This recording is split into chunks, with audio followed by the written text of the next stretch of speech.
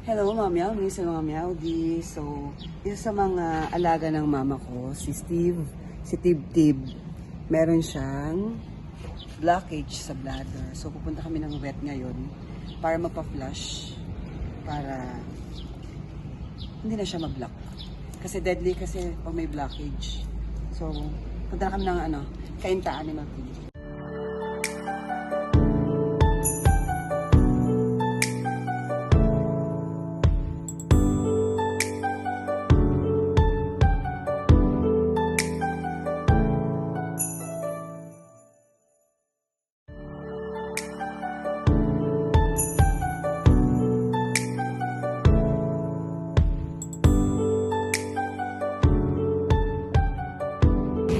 So, ito update si Tib na na-flush na yung kanyang bladder. So, wala na siyang igi.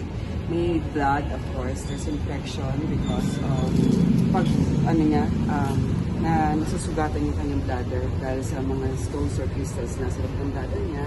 So, iinom siya na antibiotic. And then, yung food niya, it's urinary SO para matulungan ma-dissolve kung ano may nasa bladder niya na nagkakos ng blockage. Yung mga binigay pang mga reseta sa kanya such as yung food na, yung gamot na tulong pa pang tunaw. So, ayun, iinimin siya starting tomorrow. And that's it. I'll just update you on Steve's condition. But so far, he's now responsive and nakakatayo na siya. Malikot na siya after siyang ma-flush.